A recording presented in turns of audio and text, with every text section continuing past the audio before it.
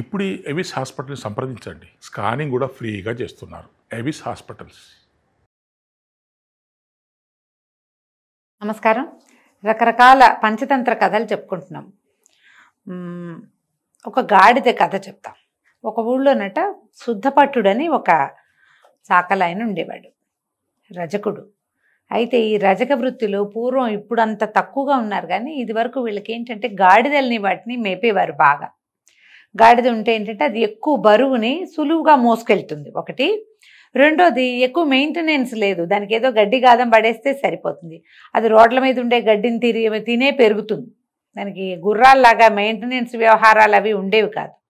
ఈ శుద్ధపట్టుడి దగ్గర ఒక బలహీనమైన ఒక గాడిద ఉండేది. దానికి ఓపిక చాలేది కాదు పాపం. విపరీతంగా పని, బోల్డన్ని బట్టలు, గాడిద బరువు అంటారు దాన్ని, గంతాపంతా గాడిద బరువు అంటారు. గాడిదే పాపం చాలా బరువుని మొయ్యాల్సి వచ్చేది. దానికి ఏమో పెద్ద గడ్డి దొరికేది కాదు. వాళ్ళ ఊర్లో కొంచెం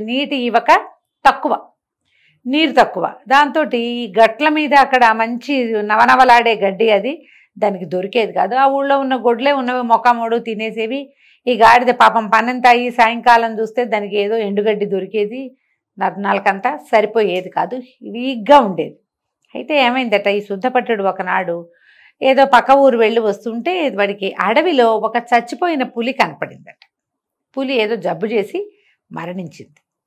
అప్పుడు దానికి ఏం తట్టింది, ఆహా చాలా బాగుంది, దీనికోసం ఎవరూ రాలేదు, ఎవరో గోళ్ళు కూడా పీకేశారు. పులిగోరలు అమ్మేసుకుంటారు ఆటవికులు, ఆ చర్మాలు ఏం చేయక వదిలిపెట్టేశారు, వాడికి అవసరం లేదు. వీడేం చేశాడు, చాలా హాయిగా ఉంది, దీన్ని పని చేద్దామని చెప్పి అక్కడే కూర్చుని తన దగ్గరున్న సామాన్లలో నుంచి ఓ చిన్న పదునైన ఆయుధం ఏదో ఉంటే తీసి ఆ పులి చర్మం మొత్తం ఒలిచేసి ఆ చర్మాన్ని చేత్తో పుచ్చుకుని ఇంటికి తెచ్చేసి కొంచెం ఎండలో పడేసి పులి చర్మం అంతా ఆరేలాగా చేశాడు. ఈ గాడిద మీద సాయంకాలం అవ్వగానే ఆ పులి చర్మాన్ని కప్పివాడు. అది ఆ పులి చర్మం కప్పుకుని తన మీద వేసిన దాన్ని విదిలించే అలవాటు ఉండదు గాడిదకి. ఇంకో జంతువు అయితే వేరే ఏదైనా వేస్తే తోసేస్తుంది. ఈ పాపం ఈ పిచ్చిగాడిదకి దానికి తెలీదు, దాని మీద ఏమైనా వేస్తే దాన్నట మోసుకుంటూ తిరుగుతుంది. ఈ పులి చర్మాన్ని దాని మొహం మీద నుంచి వెనకంటే నెత్తి మీద నుంచి వెనక దాకా కప్పేసేవాడు. అదే మోసుకుంటూ పోయి తినేసి వచ్చేది. అయితే ఇతనేం చేశాడు, వీళ్ళ ఊళ్ళో బాగా గోధుమ పైరు విశేషంగా పెరిగిందట. ఆ విశేషంగా పెరిగిన గోధుమ పైర్ల దగ్గర తీసుకుపోయి దీన్ని వదిలిపెట్టేవాడు, ఈ గాడిదని. ఎవరు అదిలించకపోవడంతో అది హాయిగా నవనవలాడుతున్నటువంటి గోధుమ గడ్డిని హ్యాపీగా సంతోషంగా కడుపు నిండా నొక్క తినేసేది. దూరం నుంచి చూస్తే పులిలాగా కనపడేది, పైన చర్మం అది కదా, ఇంచుమించుగా సైజు కూడా అలాగే ఉంటుంది. ఈ పొలాల్లోనూ వాటాల్లోనూ దూరం నుంచి చూస్తే ఈ గాడిద కాళ్ళు దాని బోడిమొహం ఎవరికి కనపడతాయి, ఈ పులిచారులే కనిపిస్తాయి. దీపం పెట్టి చూశారనుకోండి చీకటి వేళ, ఆ దీపంలో పులి తాలూకు మెకంది చారలు కనపడతాయి. పసుపు నలుపు చార, నిదానంగా కదలటము. గాడిద దబదబా పరిగెత్తదు, గుర్రంలాగా స్లోగా వెళ్తుంది. ఏదో భయం వేసినప్పుడు పరిగెత్తుంది, కానీ సాధారణంగా ఏముండదు, ఈడుస్తూ నడుస్తుంది. దాని స్లో నడకని పులి తాలూకు నక్కి నడవటంగా భావించి జనాలు హడిలు చచ్చేవాళ్ళు, పులి తిరుగుతోందని ఊరుకునేవాళ్ళు. కానీ తెల్లవారేసరికి గడ్డి ఖాళీ అయ్యేది, వాళ్ళకి తెలిసేది కాదు. పొలాల్లో పడి శుభ్రంగా మేసేసేది గాడిద హాయిగా. అయితే 1 నెల 2 నెలలు గడిచేసరికి పచ్చటి నవనవలాడే ఈ గడ్డి తినటంతో గాడిద బలిసిపోయింది, పుష్టిగా అయింది. దాన్ని బలవంతంగా లాక్కొచ్చేవాడట ఇతను, చాకలాయన. ఎంత కష్టపడేవాడు దాన్ని కట్టేయటానికి, అంత బలిసిందనమాట. ఎప్పుడైనా ఈజీగా ఫ్రీగా సులువుగా ఏ కష్టము లేకుండా ఆహారం కానీ డబ్బు కానీ లభిస్తే వ్యక్తులు ఒళ్ళుపోయి తెలీదు వాళ్ళకి. అది గాడిద కథలో చెప్తారు. ఈ గాడిద తను పులి చర్మం కప్పుకుంటున్నానని, వేరే వాళ్ళ పొలాల్లో తింటున్నానని ఆ ఇంగితం ఏమీ లేదు దానికి. దాన్ని ఎవరు ఏమీ అంటలేదు, తినేస్తోంది అంతే. ఒకనాటి రాత్రి ఏమైంది, అది ఇక గోధుమ చేనులో గడ్డి మేస్తూ ఉండగా దూరంగా ఒక ఆడగాడిద ఓండ్ర వినపడింది. ఆడగాడి తన సొంత జాతి కుక్కలు కూడా చూడు, ఏమైనా మురిగితే ఇవి మురుగుతూ ఉంటాయి. పిట్టలు కూడా అంతే, అవి కిచకిచలాడంగానే ఇంకా కొన్ని కిచకిచ అంటుంటాయి. కాకులు అంతే. చాలా మటుకు జంతువులు తమ జాతిది ఏదైనా ఒక శబ్దం చేసిందంటే తమ కూడా చేస్తాయి. ఎప్పుడైతే ఆడగాడిద స్వరాన్ని గుర్తుపడతాయి, ఇది మొగగాడిద అనమాట. ఇక్కడ మన పులి చర్మం కప్పుకున్న కథానాయిక గాడిద, కథానాయకుడు మగవాడు. ఈ ఆడగాడిద స్వరం ఎప్పుడైతే విన్నదో ఇది తను ఎక్కడున్నాను, పొలంలో ఉన్నాను, ఎవరైనా వింటారు, అది మర్చిపోయింది. దానికి ఏం బుర్రలో లేదు.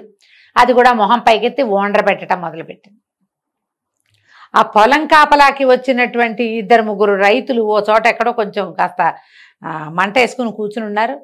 సడన్గా వాళ్ళకి ఏమిటి గాడిద ఓండ్ర వినపడుతోంది, ఏమిట్రా అని లేచి వచ్చి చూద్దును కదా, ఈ పొలం మధ్యలో నిలబడిన గాడిద మొహం మోర పైకెత్తి ఓండ్ర పెడుతోంది. దగ్గరకు వచ్చి చూసేసరికి పులి చర్మం కప్పుకున్నది, అదేమో గాడిద ఓండ్ర పెడుతోంది.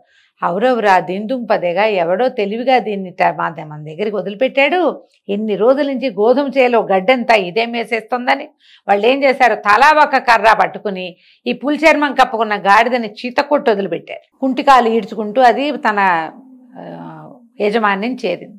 ఆయన చూసుకున్నాడు, పులి చర్మం ఎక్కడో పడిపోయింది, దీనికి కాళ్ళు కీళ్ళు తొలగిపోయినాయి. మరి ఇన్ని రోజుల నుంచి గోధుమ చేలో పడి తింటుంటే వాళ్ళు ఊరుకుంటారు, దొరికిందే ఛాన్స్ అని చీతకొట్టు వదిలిపెట్టారు. ఇక గాడిద ఎటు కాకుండా అయిపోయింది. అంతకుముందు బలహీనంగా ఉన్న సామాన్లు మోసుకెళ్ళేది, ఇప్పుడు కాలు విరిగింది, అందుకు కూడా పనికిరాదు. అది ఏడుస్తూ యజమాని వాకిట్లో నుంచుంది. యజమాని ఇంకేం చేయలేక సరే దాన్ని ఉన్న జంతువులతో పాటే అక్కడే ఉంచుకున్నాడు. ఇంకా ఎప్పుడూ ఇలాంటి పని చేయలేదు. కానీ ఇది ప్రమాదకరమైన పని కదా, గాడిద చచ్చిపోవచ్చు కూడా. వేరే జంతువుని ముసుగు వేసినప్పటికీ ఒక జంతువు తన స్వజాతిని మర్చిపోదు, సహజమైన గుణాన్ని వదిలిపెట్టదు. మనుషులు కూడా అంతేనండి.